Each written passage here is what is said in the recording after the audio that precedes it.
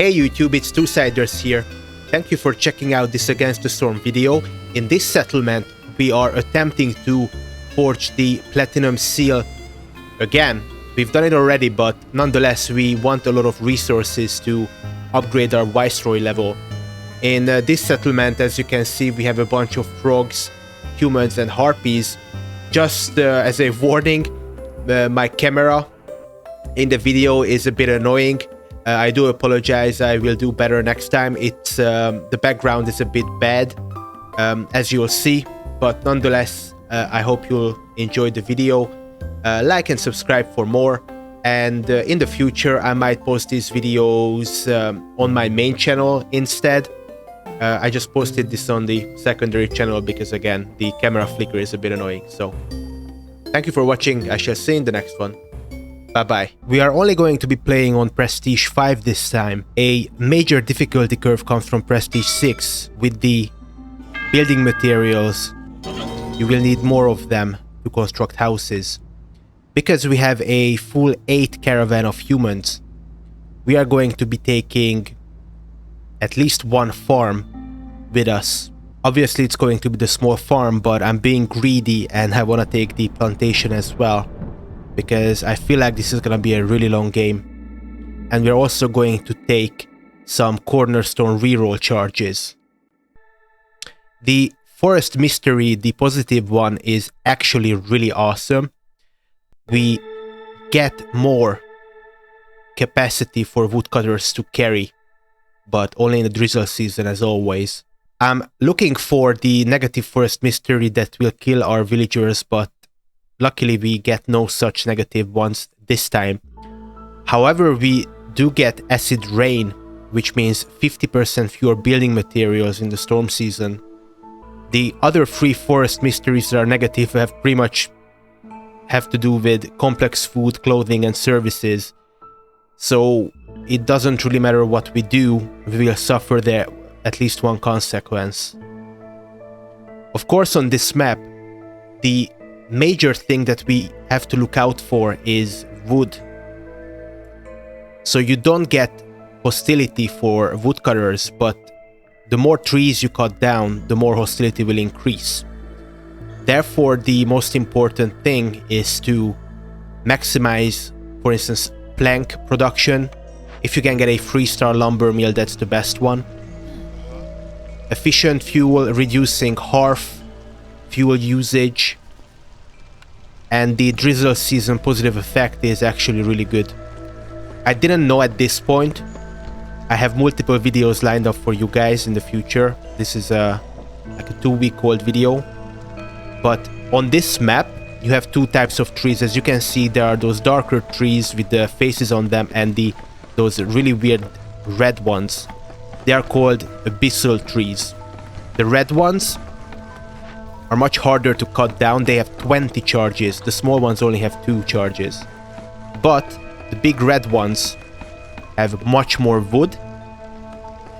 And therefore, cutting out the big red ones is better, because you have to cut down fewer of them and you will increase hostility less. Using the shift or maybe the control keybind, you can select only the big trees when you are marking trees. I didn't know this. I haven't tried it yet, to be honest. When it comes to the initial cornerstones, I love all of these except maybe local taxes. Getting provisions for villagers is awesome. I really like bed and breakfast. It's one that I like more than other people. I'm not yet ready to pick. However, we do get the lumber mill as the first choice, though the brickyard and the supplier are also great. Going back, the supplier would have been better because it does produce flour as well, which we do need. However, the 2-star supplier converts 5 wood into 2 planks. The lumber mill only needs 3 wood for 2 planks, so the lumber mill recipe is one of those recipes that is much better at 3 stars than 2 stars. In this game, we have humans, harpies, and frogs. One of the things that we can focus on is religion. Both frogs and humans have that. Porridge, again, humans and frogs, and again, pie for the same races. harpies are getting left out in this game a little bit. We cut into our first small glade because our human ability told us that there is fertile soil there, and we also find some villagers. They must be really scared having been left here since the past storm, especially having been left in a seal forest. The second starter blueprint that we will pick is going to be the bakery. Paste at the grill is decent. We cannot make use of skewers because we don't have lizards. Dye, ale and wine in the tincture is also nice. Provisioner for flour is also really good. However, the bakery is just one of the best buildings once we do get flour. So these are all really good choices too. The artisan can make coats for humans and harpies. The big camps might come in useful, but we haven't found any big resource nodes yet. And the smokehouse is just nice for the harpy jerky since the new update. So the biscuit diet is what I will pick. It's kind of a investment at this point because we don't have flour. We do need a flour building. Again, we could have picked the supplier, but I'm really scared of running out of wood or producing too much wood on this map and then the hostility killing us. So eventually I do pick the biscuit diet. It will help our human farmers with the double yields. When it comes to the first order, both of them are okay, doesn't really matter. The second order was not really a no-brainer. It's both of our farm buildings getting a buff. Literally any of these are really good. But we do pick the grain for the potential porridge. Unfortunately, in 8 minutes, I don't think we can do 4 trade routes. No chance at all. So we'll just pick whatever. One thing I didn't know is that you can actually destroy those seal markers and you will get the bricks and resin from them, or maybe stone and resin. They're always in the way, so I'm really happy that you can destroy them. I'm 100% sure that it's pointing at the dangerous glade on the far left. Seals are always in dangerous glades as far as I'm concerned. So that's easy to say, it's at the edge of the map.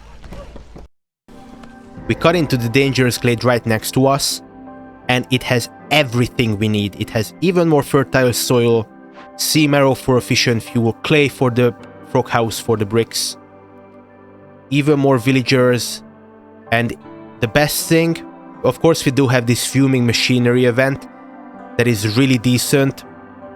We can fix it and it will provide us with clearance water, kind of like a geyser, for the rest of the game.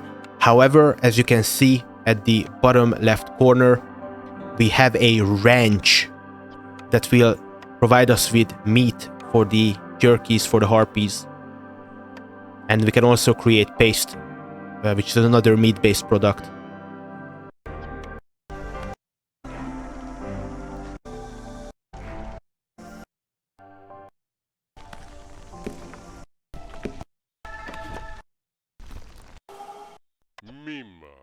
Let's start working on the fuming machinery as early as possible. I needed to do build an emergency bakery to create clay pots to fix the fuming machinery in time.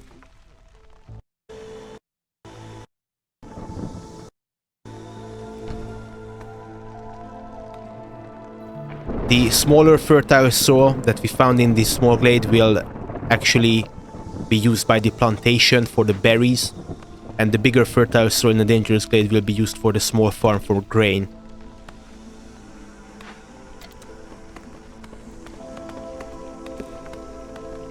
Frogs are difficult to please.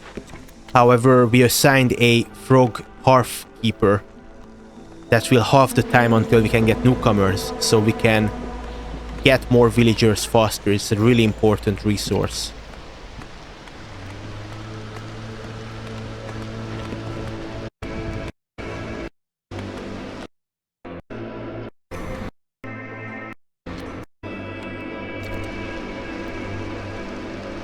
Let's deliver order number 3, the Harpy Resolve one. We'll just get 2 extra Harpies.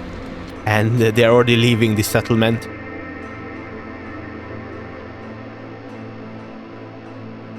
Smokehouse is really good. Here thinking, you know, even though coats are more useful than jerky, because more races use it, maybe we get a building that can produce the coats at 3 stars in the future. And lo and behold, we do get the clothier, which is exactly what I was talking about. We get the artisan back again. Also, the smokehouse that we picked can create incense for frog and human religion. Toolshop can create leather, but the wrench is gonna be only operational much later, so we do pick the clothier. Then again, I don't think we can produce coats either, so it doesn't really matter. But the clothier can create pack of building materials at 2 stars, so that's really important for the frog houses, in case you didn't know. It's year 2 now, and we are going to get a trader in the settlement for the first time. What I really like, at this point at Prestige 5, we are able to buy stuff from the trader, because later on everything becomes 4 times more expensive. All the perks double in price, and selling everything is just half the price that what is here. So it's pretty easy to just sell a couple of stuff. And what I'm looking at, of course, we have the big camp there that could provide some usefulness in the future. We don't have any large resources right now. However, what I'm looking at is in the very middle, the 25% less fuel used in the hearth.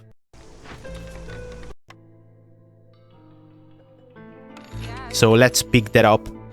That will reduce our wood usage. Like I mentioned, it's important to do that on this map in particular. Now, in this game, I wasn't using consumption control at all. It's a really important mechanic in the game. Now I am more of a master of it. However, when you are a noob and you're playing on the lower difficulties, you don't really need consumption control, so we are actually going to go with the without restrictions cornerstone, which will boost our double chance by 10%. It will disable consumption control though, but not like it matters at this point. Now for order number 4, we are going to reduce fuel usage passively again. We are picking the one that will give us extra purging fire against the blight. It's kind of easy to do as well. In the next update, orders like this will be made more difficult. So instead of needing like 12 blight rots or burn 12 blight rots on higher difficulties, it will be like maybe like 24 or something. Order number 5, both of them are really bad. I don't like cutting into glades that much, so we are just going to pick the one where we have to cut into fewer glades. You should always cut into dangerous glades and almost never smaller glades. We have reached the storm season the 2nd year, and we did cut into the 2nd dangerous glade where the seal is located. There's a couple of resources. Another clearance geyser, where I say another, we completed the dangerous glade event with the fuming machinery. So this way we can, I guess, double up on that clearance water. Not that useful. There's copper for tools, a big pond in case we get the big fishing hut, and hidden trader cemetery. I don't think anyone ever completed the loyalty version of this. I mean, look at that. You need to provide a bunch of amber, a bunch of provisions, and all you get is just 1 reputation point. We don't even need reputation on this map to win. So we are obviously just going to go with the, I guess, negative version of the event, where all you need to really do is just deal with the hostility, just use a couple of coal pieces or, you know, sea marrow, and look at that. We get 15 trade goods, good for selling, 5 ancient tablets, really, really good for selling, but even better is the +3 to global resolve. So all of our species will be a little bit happier. You would be a fool to pick the loyalty version of this event and complete it that way. Now, in case you didn't know, all the seal quests are exactly the same every single time you play on this map, influenced by difficulty, of course. The first time around, maybe we can just deliver some pack of goods, 12 of each, but it's actually a lot at this point in the game. Or we can install some rain engines. We are definitely not going to open caches. I almost never do, and they are not retroactive, these type of quests, unfortunately. All of our races are really unhappy, which kind of sucks. We are only in year 2. We will need to deal with the blight, or rather not the blight, but we need to construct a purging fire for the event, I think. We did survive the storm somehow with boosting, using a bunch of resources and fuel, which I don't really like. Really good cornerstones here as well. I really like these. The farming tools is awesome. Might be the best one, actually. However, I can never pass up the mushrooms for grain. It's an awesome cornerstone. Year 3, trader, we will get the building so we can smelt copper for copper bars the most efficient way. It's a 3-star recipe at the smelter. Sacrificing some parts at this point, it doesn't matter. Prestige 6 is when you will need a bunch of parts and you basically cannot sell anymore to the trader. Let's slap down a mine. The next order, we are just going to pick the frog house one. It's one we have to upgrade anyways. And getting loyalty, the other order is getting loyalty events completed, is completely luck based. I hate it. You are a fool if you think we are going to be able to get 70 gold. We just had the trader. Maybe if we opened it earlier, then we could have. But we are just going to pick the farm one. We will really need to get the +1s for the grain production, as we are getting into a bit of trouble in terms of food. We only have 33 food stockpiled right now, which is not ideal. And we need extra for the wrench. For blueprint number 5, we will take the press. Of course, we could take the fishing hut. We already have a wrench. Carpenter is not that useful because we already have good plank production. The press will be able to create flour for us finally, so we can make use of the bakery that we picked up in the initial offerings.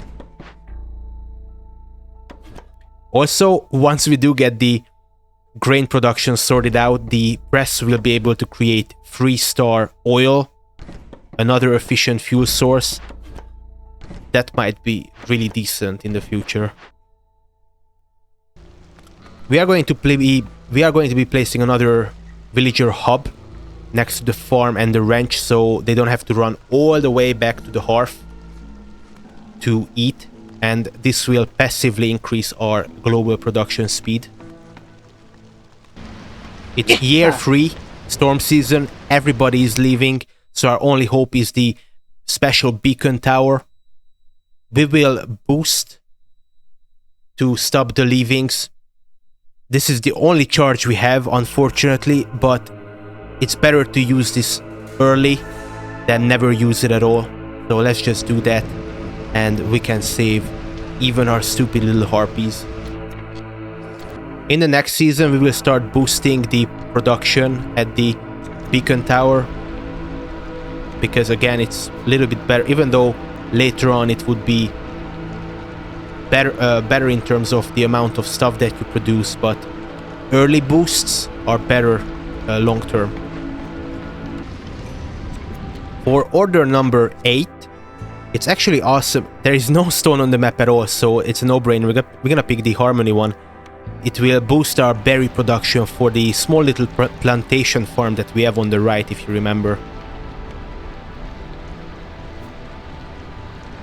Also, we can just remove the too many Harmony decorations that we are going to build now and refund all of their costs, so it doesn't really matter.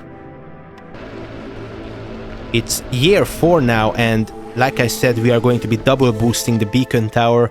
I'm pretty sure they do stack, you know, global production speed and farm. We also get this year's cornerstones, but I don't really like these. Though, Unironically, burn to a crisp is really good. Getting coal for burn blight rot, especially later on later prestige levels when you get more blight rot. I really easily made like 120 coal with that on one of my longer settlements. However, I do pick the master blueprint, which will unlock all big camps, including the big fishing hut. It's not great. Might have been better to pick something else, but it's alright. We can make use of it using the fishing hut, but also the large trapper camp. So that's like an extra little boost for the wrench. And any glade that we cut into in the future that has large camps will automatically pay off, which is awesome. We get Year Force Trader, and we do pick up another 25% less fuel usage on the hearth, so now we are at a total 50%. That's awesome. We are going to be picking up the stamping mill, I'm pretty sure for bricks. We missed out on the brickyard, but we got the lumber mill in the very first pick. So it's good to see that at least we get some sort of a good brick production. We are rapidly running out of clay, so we need to cut into new glades soon, otherwise we won't be able to upgrade our frog houses. It's really important to upgrade frog houses to level 3, which is when those upgrades that start snowballing you happen. For instance, they start generating you packs of building materials every drizzle season, so I want to reach that as soon as possible, but we are running out of clay. We used a bunch of clay to create pots, if you remember, in the bakery, so that's not good. Oh, never mind, I just seen it. We don't pick up the master blueprint from the cornerstone. We are actually going to be re-rolling. Ah yes, and we are, for the very first time, are going to be picking up crowded houses. All houses have room for one more person, which will boost our frog upgrades even more. One extra frog in every house will mean one extra building materials every drizzle season. Let's cut into the dangerous glade under us, which would be close to the warehouse, or I guess close enough. And we get really lucky. The copper doesn't really matter, the geyser is really nice, but all of this clay for bricks and pottery, and we even find a 2-star sea marrow deposit. Even though we have a bunch of sea marrow already, it's nice to get extra fuel. We have a blood flower event that we'll have to complete as soon as possible, otherwise it will eat all of our food in the warehouse. Let's upgrade those frog houses. You do need a bunch of drizzle water, but again, we just have a bunch of clearance water. We have to wait a little bit for the level 3, but that's alright. That's the one that will get us building materials. Humans are pulling us into the next reputation cell, and the building that we'll pick up is actually gonna be the smithy, for the reason that we should not forget about the ancient seal. The smithy will help us craft not only tools but pipes, so we can hook up the buildings and install 8 rain engines for the ancient seal. So let's pick that. Year Force Storm triggers a random plague. From year 4 it's always random. The first 3 plagues are always the same, but from the 4th one it's random, and it's gonna be Plague of Fishmen spawning a giant maw in the middle of our settlement. We'll try to feed the maw, which will, interesting enough, provide us with beer every minute. It's only useful for the humans, but still, I want to complete it that way instead of just chasing it away and getting reputation. The negative consequence of the maw is that a massive -22 resolve penalty is applied to all woodcutters and all gatherers, so we'll try to minimize our gatherers, deassign all of them and all the woodcutters, because I really don't want the harpies to start leaving again. But don't worry, we've been really diligent about our fuel usage. We have a bunch of efficient sea marrow and also wood, because we've been playing very intelligently, so we'll be fine deassigning the woodcutters. Now, harpies are leaving again, of course, so we'll do another intelligent thing, and we've upgraded the frog houses to level 4. One of the upgrades will provide an extra resolve bonus for low strain when using, you know, water engines in buildings. So you can kind of cheat and turn on the low strain water in whatever buildings and just assign a bunch of harpies to those buildings, even though they don't get a, you know, production bonus, proficiency bonus, but it will stop them from leaving. So already we are nearing 0 on the harpies, and a couple of extra jerkies will help us out. So these are the frog house upgrades that I was telling you about. Low strain bonus. For the final order number 9, we'll be picking pies and biscuits. It's a no-brainer to do, though we do get free beer for the from the mall, but we don't have a service building for beer just yet. So this just makes everything easier. Now a single harpy left, but we do survive Year 4 storm and defeat them all. We get another Sahilda trader. We can finally complete the order for the extra grain. We really need that +1 grain because of the wrench and everything, turning it into flour and whatnot. So these cornerstones are all about farming. I really like them. We do get the supplies, peasant supplies again, which is also nice. These are all good, but I do pick up grain bags. For every 25 grain produced, you will get +1 to grain. This sounds really nice, but it's really horrible because you do produce grain really slowly. You produce big chunks of grain very slowly, so it's gonna take a couple of years to even get a +1 to the grain. A much better version of this +1 for every 25 produced is the mushroom version, because if you have a greenhouse, it will produce 4 mushrooms every couple of seconds really fast. And you can actually get, I will show you another game soon. Subscribe to my YouTube channel, because there will be a game where we produce +17 to mushrooms using the mushroom version of that cornerstone. That's actually the big, that will be the biggest marshland and the biggest settlement I've ever done. So keep an eye out for that video. Now, these buildings, we get a bunch of service buildings, and it's really funny because we get all 3 human buildings offered. The temple, the tavern, and the monastery. The temple and the monastery are really similar. Monastery provides just like -100 hostility, which is actually really nice. The temple can be super broken if you have a bunch of oil though, because for every 200 burnt fuel in the hearth, you get -25 hostility. It's actually really difficult in a normal game to build up a temple to the same level as monastery, because you need 200 4 times, right, to reach the same -100 hostility. So for all intents and purposes, monastery is better on in normal games, but I do pick up the temple because I have a feeling this might be a long game.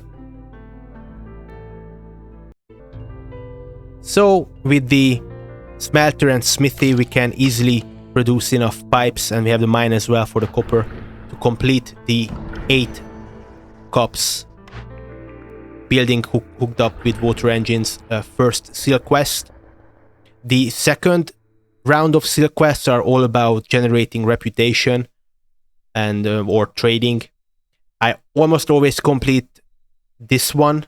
Get 5 reputation points from species resolve. So far in the storms, everybody was leaving, so we really need to make sure that all of our species are now satisfied to complete this quest nice and early.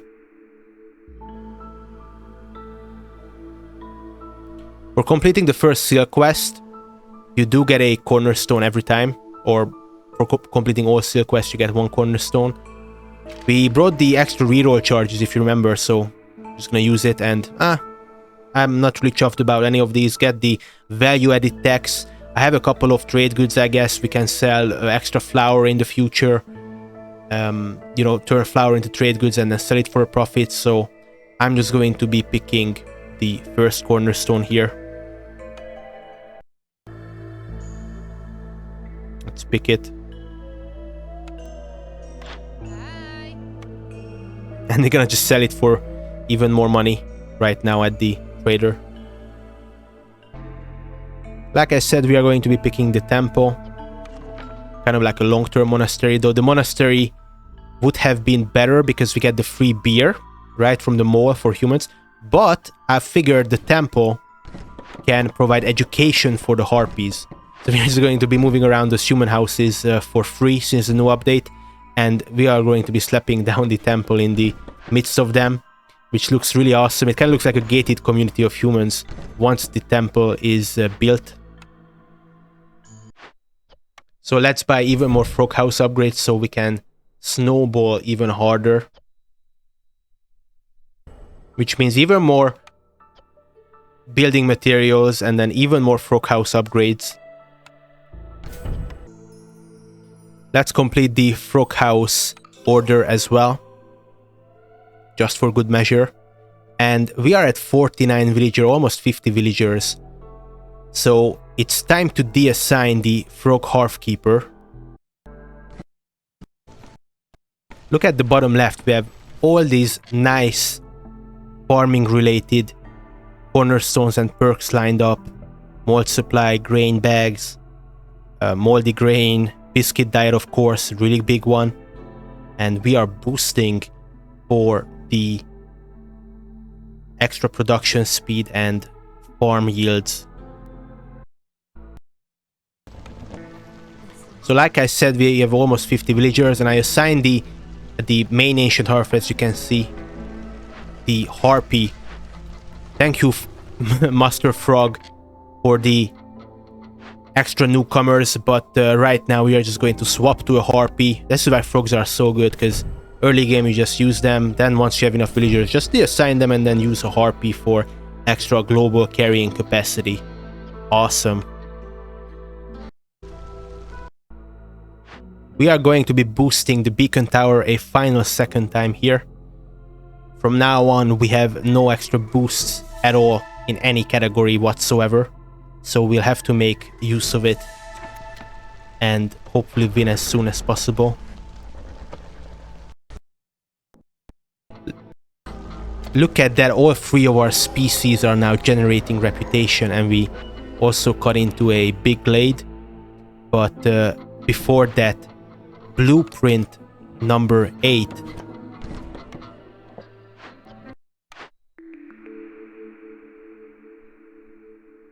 We are going to pick up the brewery. We already have biscuits and incense production. We don't need the workshop at all. We have bricks, planks, and fabric being produced. I guess we don't have fabric. We could do that, but you know, brewery, I'm not even gonna pick it up for the beer because we do get free from the mall event. But the porridge for humans and frogs are finally, we have that. I've been waiting for a porridge building all game. So let's just pick up the brewery. Bam.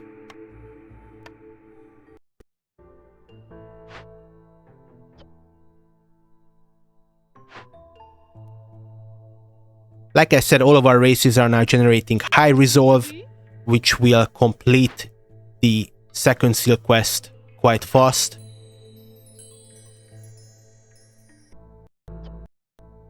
The dangerous glade we cut into offers a bunch more clay and a lot more farmland as well.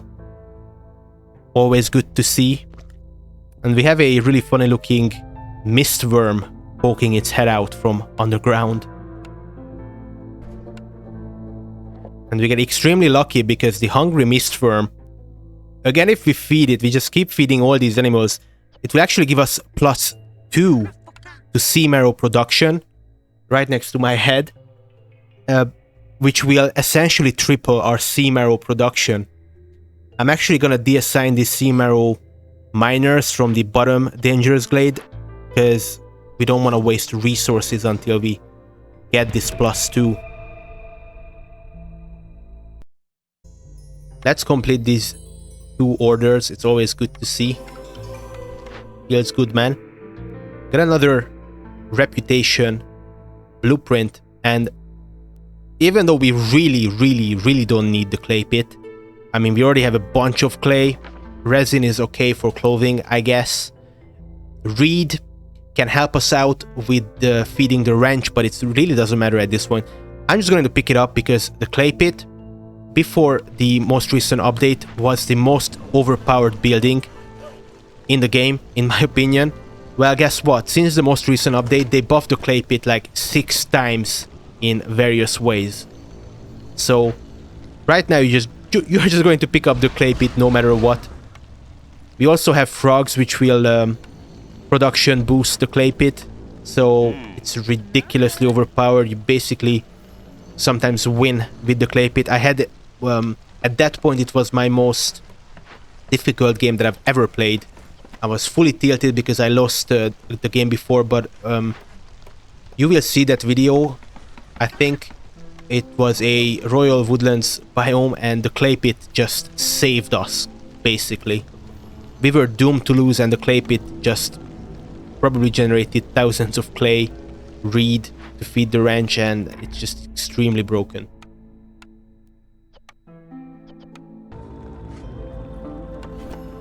We are going to be creating a brand new villager hub in this dangerous glade. So this farm and the clay and the large mushrooms and everything can just be a little more efficient. They don't have to run all the way back to the middle hearth.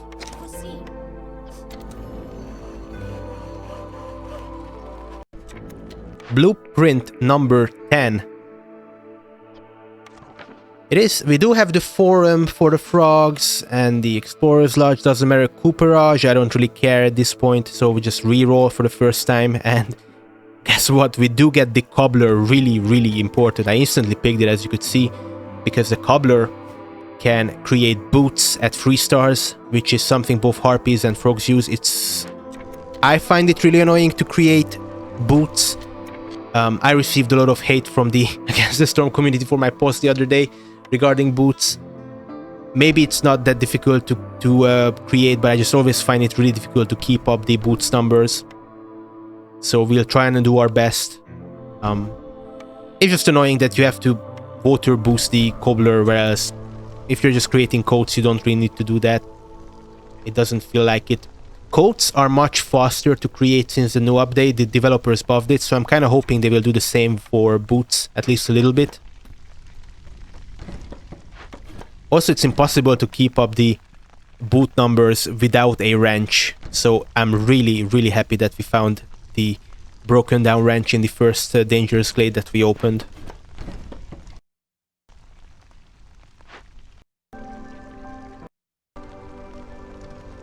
The cobbler is also really useful for building materials, though we already had a building that can produce it for the same 2 stars. It can also create dye, which is just such a rare building that can produce dye.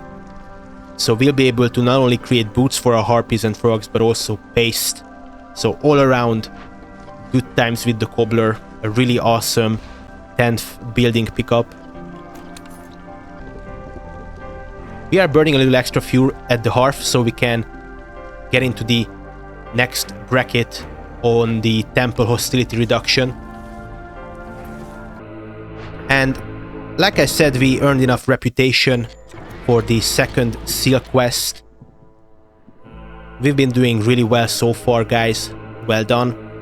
So let's complete that quest. For the third one, almost always I just kind of brain dead, just complex foods and complex service needs, or whatever service needs. Let's just do that one. You only need to do that for 1 minute, which is a stark contrast to the following seal quest, where you have to satisfy villagers, all your species, at a really high resolve standard for 300 seconds. But spoiler alert, this is the first settlement where we might be able to do it, guys. We might be able to satisfy all those really high standards for 300 seconds. It's also ridiculous that it's year 5 storm and our species are still trying to leave the settlement. Spoilers, the game that I'm going to be playing next in the game will be the next seal. Whatever it's called. Not the adamantine seal, the cobalt seal. So I'm really scared because I feel like I was doing pretty well in this game. Minus the consumption control. So the next seal at Prestige 10 is going to be much more difficult to achieve. Because if I play worse than in this game, then there's no chance and we just lose. For the seal, the second seal quest, we do get another cornerstone.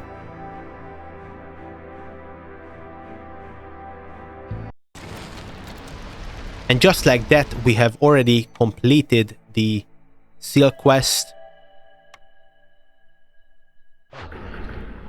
Bam, acquire. And like I said, for the final one, we need 40 human resolve, 30 harpy resolve, and 35 frog resolve. Really difficult. Or I guess we can cut into 2 forbidden glade events and complete them, or burn 26, but these are ridiculous. Still, the most ridiculous one is the resolve one. I will show you soon why. So cornerstones and buildings don't really matter at this point. I'm gonna pick up the Firekeeper's armor, because I'm kind of paranoid that at this point the only way we can lose this is through corruption. So let's just pick not the best cornerstone out of those 4, but the one that will prevent us from losing, hopefully. Let's pick up the Advanced Rain Collector. It doesn't really matter, but you know, I'm thinking maybe if we cannot complete the resolve... That's ridiculous, right? We have so high resolve, such high resolve outside the storm seasons, that there's no way we just have to do a different seal quest, right? Well, with the Advanced Rain Collector, and there's this porridge one as well, it doesn't really matter. With the Advanced Rain Collector, maybe we can produce more rainwater, hook up more... We hooked up a bunch of buildings, right, already. Maybe we can generate a bunch of 20 cysts we need, right, to complete the seal quest. Just in case as a second line, whatever, as plan B, right? Very nicely, we can also complete the order for the +1, whatever, fire that you create at the Blight Post. We have completed 8 out of 9 orders so far, guys. So we are really good with the orders. We got really lucky with the orders in this game. We could have gotten much worse, to be honest. We could pick up Woodcutter Sprayer here. We only have 30 wood in the... because it doesn't really matter, right? But at this point, we have such good fuel resource management that it doesn't matter. So I'm just going to reroll. Maybe pick something up that can help us with resolve for the species, and that is exactly what we get. Exploration Expedition will give you +5 global resolve for 3 minutes after every time you open up a new glade. So we're just gonna pick that up, and for no reason at all, I'm just gonna open up that small glade next to us, next to the second hub, so we can just, you know, I'm pretty sure we cannot lose at this point regarding the species resolve quest, but let's just try to increase resolve by an extra 5 just to be safe.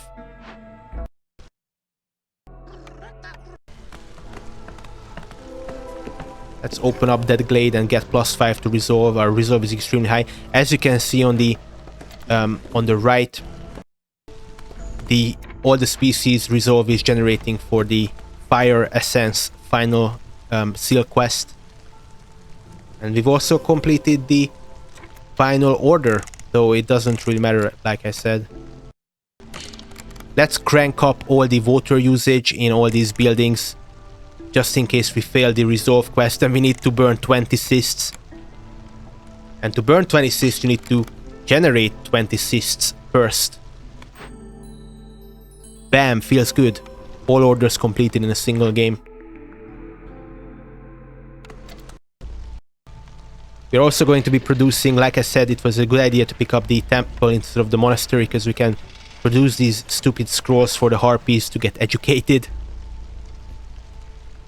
If anything, harpies will fail us in the resolve quest. There's only 2 minutes remaining, guys. We need to emergency boost the harpies right now, because otherwise we are going to be losing the seal quest. Oh, I just coded that. Did you see that? Just 1 second. It turned from 30, which is the breaking point, to 29. So we just need to boost the harpies. The frogs are fine. Humans are more than fine. Just 1 minute remaining on the seal quest. Can we do it? 30 seconds left. 20 seconds, and we failed it. We failed it because of the frogs. But if I unboosted the harpies, we would have been in a bad shape as well. And now, the 300 seconds completely reset. Now we cannot win anymore in this year. We have to wait until the next resource season. Jesus Christ. Oh, what are we gonna do? Well, maybe throughout the next storm, we will get Plague of... what is it called? Plague of Corrupted Water, which is normally bad because it generates more cysts, but we really need to generate a bunch of cysts. We need 20 cysts, right? And even to burn 20 cysts, you need multiple fire stations or blight posts, right? So I'm just constructing them really, really fast. And look at that, we do get the Plague of Corrupted Water, which is actually really good at this point. Just get more plague generations. I'm telling you, this game we are getting so lucky. Look at all those blight flowers or whatever they are called. Blight rot cyst. All those brave firefighters are fighting for our survival. This is the final thing that we need to do before we win. 16 or 15 cysts burned. Come on, 20 cysts burned. That's it, that's it. Reforge quickly.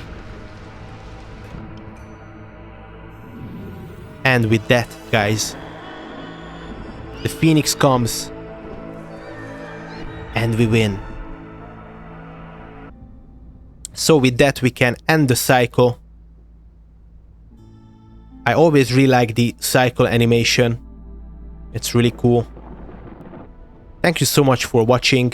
Press the like button, press the subscribe button, comment frogs, and check out this next video next that will teach you how to play Against the Storm through 60 tips.